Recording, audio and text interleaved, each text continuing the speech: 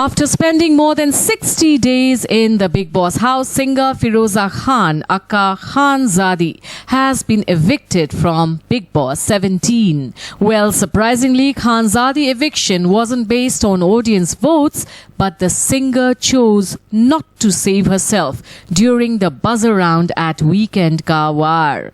Soon after the eviction, Khanzadi joined for an exclusive interaction, and during the conversation, she revealed why she wanted to run away from Bigg Boss house. She says, "मैं तड़प रही थी बाहर आने के लिए. I was keen to get out from the house. I went inside with strong willpower and I did put myself across many times. But after a while, I lost my interest in the game and I wanted to run away from the house." Well, hear more from Khanzadi as she speaks to us in this interview. मुझे तो ऐसा लगा था कि पता नहीं शायद मैं बाहर आऊंगी या नहीं, मतलब because I was waiting for it desperately. Finally I'm out and I'm feeling relieved. I'm happy. लेकिन जर्नी मतलब ऐसा था कि बहुत ही पहले ऐसा था कि बम्पी रोड और फिर बीच में वो स्मूथ हो गया, फिर वापस से बम्पी रोड में आ गई, तो ऐसा उतार चढ़ाव रहा है काफी, but still I am grateful for this journey. Well, जिस तरह से कहा जा रहा था कि मतलब काफी बिग बॉस के घर वालों को भी ये क्यूरियोसिटी थी, बार बार आपको पूछा जा रहा था, तो हम भी जरूर पूछना है कि एग्जैक्टली अभिषेक के साथ इक्वेशन होना, वाज इट फॉर गेम और वाज इट फॉर रियल, उसके बारे में अगर आप कुछ क्लियर कर दे चीजें। नहीं, it was not for game. It was not for game. Definitely it was not for game. अगर वो गेम के लिए होता तो शायद वो दिख जाता। बॉडी लैंग्वेज, एक्सप्रेशंस, हर एक चीज़ मैटर करता है, तो मुझे ऐसा नहीं लगा था कि वो लव एंगल बनाया जा रहा था purposely. It was just happening because we were just going with the flow and yeah that's it. Khanzaadi, आपको काफी उन्होंने गलत बोला, उसके बावजूद आप उनके साथ जाके बैठे अभिषेक के, यानी जब काफी वायलेंस पर्सनालिटी है, काफी लोगों को गलत कुछ बोला है अंदर, क्या कहना चाहोगे अभिषेक के बारे में?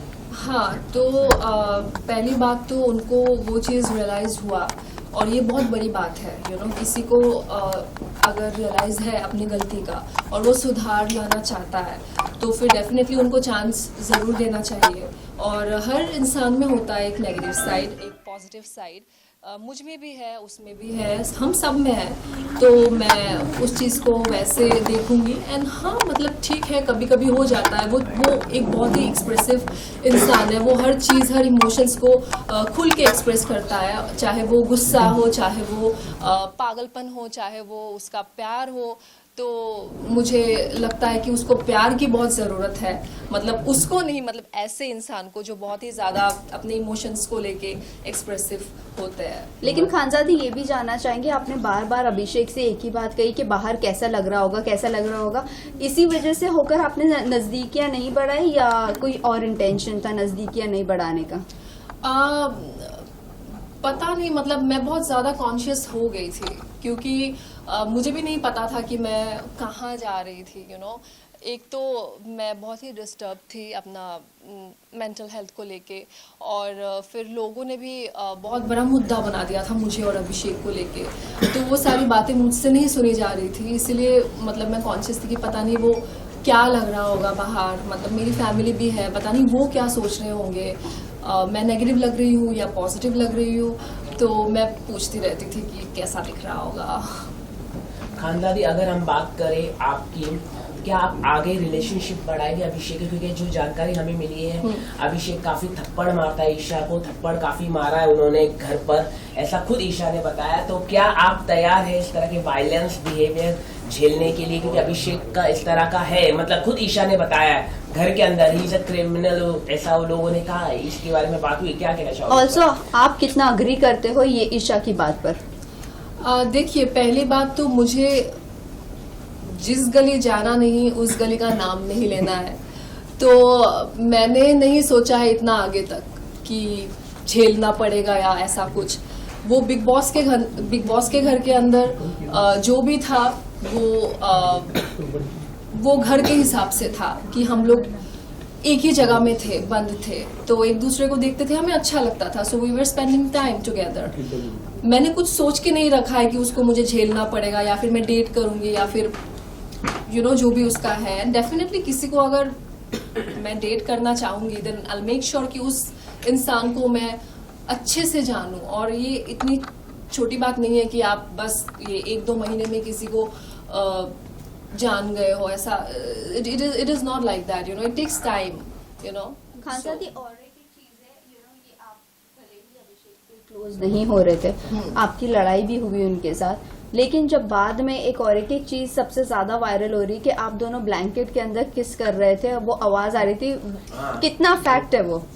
नहीं, वो बिल्कुल नहीं था, पता नहीं वो क्या आवाज था या क्या था, आई डोंट अंडरस्टैंड। वो कुछ कह रहा था मुझे जो वो सना को नहीं सुनाना चाहता था, और फिर मैं भी उसको कह रही थी कि what, like she is, I mean अच्छा नहीं दिख रहा होगा ये बाहर जो भी है, so it was like that. Khan साहब, आपके अकॉर्डिंग सबसे अच्छी गेम कौन खेल रहा है, और आप क्या चाहती हैं कौन जीतेगा? मैं चाहती हूँ कि ये जो गेम है बहुत ही अच्छे से, बहुत ही शिद्दत से मुनावर, अभिषेक एंड अंकिता जी, क्योंकि ये लोग काफी पैशनेट है, काफी डेस्परेट है और काफी डेडिकेटेड है इस चीज को लेके। सो आई थिंक कि जो लोग अपना 100% दे रहे हैं उन्हीं को ही आगे बढ़ना चाहिए, और वो ये तीनों ही है। बस मुनव्वर की बात करें तो स्टार्टिंग में आपका बॉन्ड मुनव्वर के साथ अच्छा था, ऐसा क्या हुआ जिसके बाद आपका बॉन्ड मुनव्वर के साथ खराब हो गया?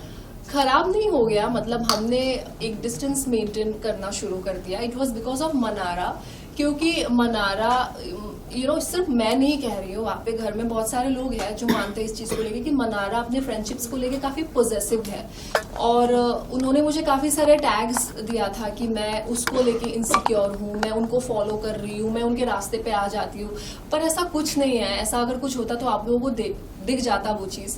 तो उसकी जो गलत फहमी है उसको दूर करने के लिए मैं खुद ही दूर हो गई, मतलब जिन लोगों के साथ में वो क्लोज थी। वेल, मनारा की अगर बात करें तो जब इनिशियल डेज में आप रात में जब भड़क जाती थी, जो अंकिता भी बोलती कि रात में ड्रामा शुरू होता है, उस वक्त मनारा ने एक कमेंट किया था that you are not normal, वो भी अभिषेक और ईशा के साथ बैठकर। सो क्या कहना चाहोगे आप इस बात पर? सभी भड़क जाते हैं, वहाँ पे कोई दिन नहीं होता, रात नहीं होता। एक तो हमें समय का पता ही नहीं है क्योंकि बिग बॉस के घर में घड़ी भी नहीं है, तो लेकिन इतना पता है कि हर घड़ी बदलता रहता है, लोग भी बदलते रहते हैं, तो वो उनकी सोच है मुझे लेके, और ठीक है, सबका अपना अपना सोच है। मुनावर को लेके आप क्या कहना चाहिए? जो एक छोटी सी क्लिप थी, मुनावर ने इतना बड़ा बता दिया कि हाँ अंकिता ने सब कुछ जान लिया, बाहर का सब कुछ जान लिया। मुनावर ने एक गेम खेला है, क्या कहना चाहोगे इसको लेके? बहुत काफी वो अनकंफर्टेबल महसूस कर रहे हैं अंकिता लोखंडे से, क्या कहना चाहिए? नहीं, अनकंफर्टेबल नहीं कहूंगी मैं, क्योंकि उनको वो रिस्पॉन्सिबिलिटी मिली है, वो कैप्टन है, तो उनको एक इन्फॉर्मेशन मिला अबाउट अंकिता जी, तो उनको सिर्फ अंकिता जी से ये बात कहनी थी, लेकिन उन्होंने विक्की भाई को इंक्लूड कर दिया इसमें, जबकि बिग बॉस ने विक्की भाई के बारे में नहीं कहा था।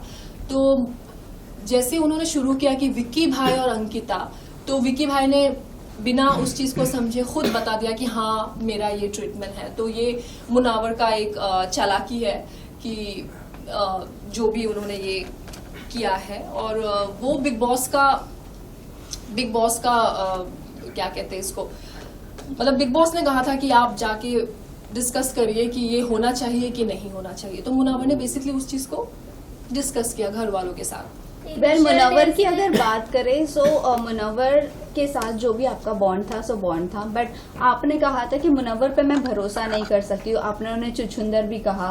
फिर उसके बाद जैसे ही सोनिया बाहर आती है, आपने सेकेंड वीकेंड के वार पर उनके जाने के बाद ये कहा कि तुझसे अपनापन लगता है, मतलब सडनली ऐसा आपने स्विच कैसे किया? एक बार आप बोलते भरोसा नहीं, एक बार आप बोलते अपनापन लगता है। शुरू में तो किसी को पता नहीं था, अब जैसे 2 महीने बीते तो हम एक दूसरे के बारे में जान पाए, तो शुरुआत में कुछ और ही था, और जैसे ही गेम बढ़ता गया तो चीजें भी अलग होती गई।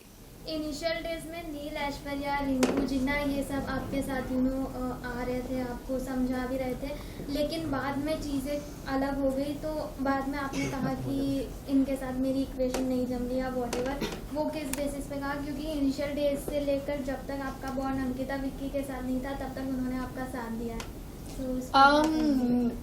साथ दिया है इन द सेंस उनका अलग था, मतलब उसको मैं साथ नहीं समझूंगी, क्योंकि उनको ना एक टैग मिला था चुगलीखोर और शुगर कोटिंग। तो वीकेंड के वार पे बेसिकली उनको ये फीडबैक मिला था, और कहीं ना कहीं ये मुझे भी पता चला कि वो सामने से कुछ और है और मेरे पीठ पीछे कुछ और बातें कर रहे थे। कभी अच्छाई भी कर रहे थे, बुराई भी कर रहे थे, लेकिन मैं ऐसी हूं ना कि मैं वहां पे किसी को ऐसा नहीं देखती कि ये किसका क्या स्टेटस है या किसका क्या एज है या किस everything is equal for me in that house. तो शायद मैंने बहुत सारी चीजें उनकी परख ली थी और मैं मुंह पे बोलती थी जो उनको अच्छा नहीं लगता था, क्योंकि हर कोई ऐसा नहीं करता था जो मैं कर रही थी। तो इसलिए वो लोग भी कहीं ना कहीं शायद मुझे लेके थोड़ा सा, कैसे बताऊं, इनसिक्योर तो नहीं बोलूंगी, ठीक है, लेकिन मतलब मुझे दबाने की कोशिश कर रहे थे। लेकिन खान साहब, आपसे आपको जाना काफी आपने जैसे कि आप बात करें, हम सलमान खान के साथ आप उठ गई जब वीकेंड के बाद था, उसको लेके काफी वही, क्योंकि आप नॉर्थ ईस्ट से आती, नॉर्थ ईस्ट से लोगों को काफी कम मौका मिलता है बॉलीवुड हो, इतने बड़े प्लेटफॉर्म बिग बॉस में, लेकिन आपने इसको सही तरीके से, मेरे को नहीं लगता कि यूज किया, मतलब लोगों को आपको इतना अच्छा अपॉर्चुनिटी मिला और आप कह रहे थे कि मेरे को जाना है जाना है जाना है, ऐसा क्यों आपने अपना मन बना? हाँ, सो सबसे पहले ऐसा नहीं है कि नॉर्थ ईस्ट के लोगों को मौका नहीं मिलता है। I think they are one of the most talented people, ठीक है, स्पेशली मतलब एंटरटेनमेंट इसमें।